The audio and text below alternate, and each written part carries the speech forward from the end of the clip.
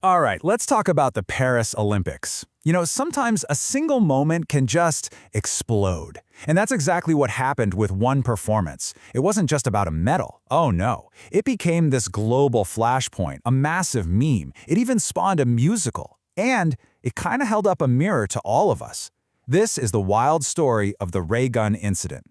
So was this quirky, kangaroo-inspired breakdancing routine the single most talked about moment of the entire Paris Games? I mean, if you were on the internet, you'd think so, for sure. But here's the thing. Nobody could agree on what to think about it. The reactions were all over the place. So on one side, you've got these major news outlets saying, wow, this is a defining moment of the Olympics. It was different, it was definitely memorable, and it absolutely got the world's attention. And then there was the other side. The mockery was just instant and brutal. This quote right here, that pretty much sums up how a massive part of the internet felt. Just pure disbelief and, well, a whole lot of laughing. But then the defenders showed up. A really passionate group of supporters just popped up, and they were all about celebrating her boldness, her uniqueness. To them, she wasn't a joke at all. She was an icon, an international treasure, even. And rounding it all out, just pure, outright anger. For a lot of people, this wasn't funny. It was a national embarrassment. The worst thing I've ever seen. Wow. So that's the big question, right? How on earth could one little 60-second routine cause so much love, so much hate, and just so much chaos? Okay, to figure this out, we've got to peel back the layers. We need to look at the person at the center of it all, and the politics of her sport. Because this isn't just about a dance, it's about a really complex person, and the super long, kind of rocky road that breaking took to even get to the Olympics. So who is Raygun? Well, get this, she's actually Dr. Rachel Gunn. Yep, she's a university lecturer, and she has a PhD in breaking. Specifically, her whole PhD was about the gender politics in the Sydney breaking scene, where she was one of the very first B-girls to even get started. So, yeah, this is not just some hobbyist. She is a literal academic expert in her own sport. And breaking, getting to Paris, that was no accident. This was a long time coming. The dream actually started way back in 1984. Fast forward a few decades, and the Olympic organizers are kind of desperate for younger audiences, and they look at breaking and think, perfect. And Raygun, she earned her spot, 100%. She won the official Oceania qualifier, which gave her a direct ticket to the Games, no cutting in line.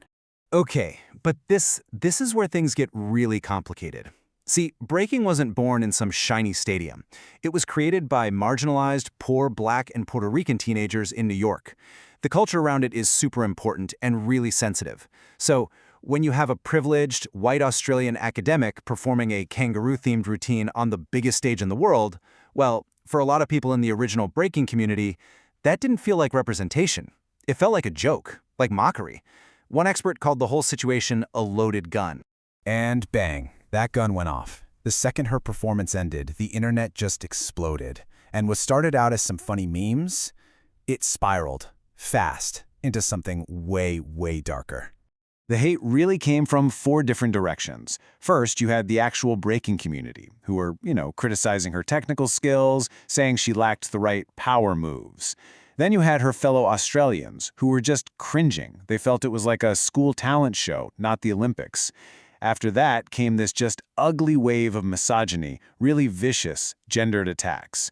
And to top it all off, totally baseless conspiracy theories started spreading like wildfire. Okay, let's just get this out of the way right now. Let's bust the 2 biggest myths that were flying around online.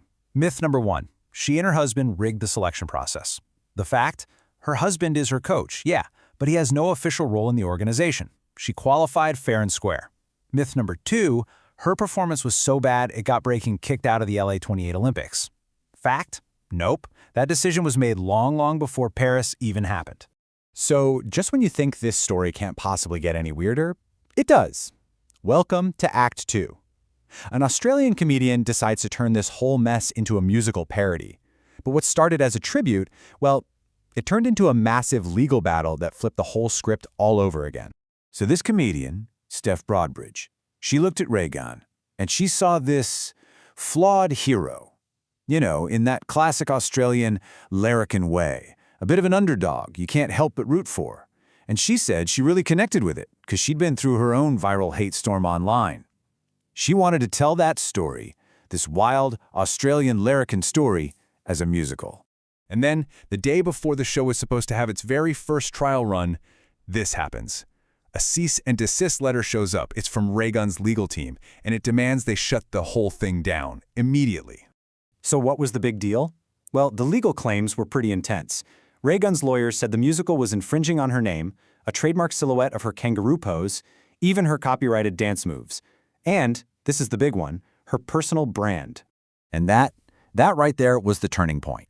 For so many people who'd been defending her, who saw her as this underdog fighting off the trolls, this legal threat just seemed like way too much. It felt heavy-handed, kind of mean. And just like that, all the public sympathy that had been building for her, it pretty much vanished. So, what's the takeaway from this whole bizarre roller coaster?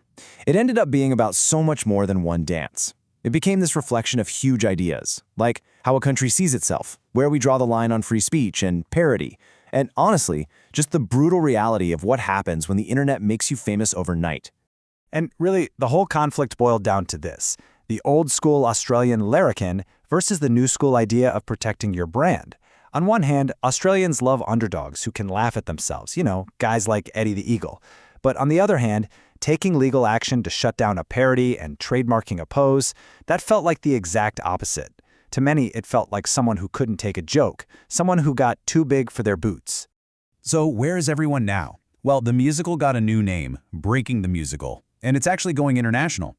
Dr. Gunn is still working in academia, juggling that with her new, very public profile. And, really importantly, she said she's never going to stop dancing, because for her, breaking isn't just a sport, it's a culture, a whole lifestyle. When you step back from it all, the Raygun incident really leaves us with some big, messy questions. In this age of viral fame and instant, global judgment, is there even a playbook for how to survive something like this? And maybe the biggest question of all, when you become a meme, who gets to tell your story? Is it you, or does the internet own it now?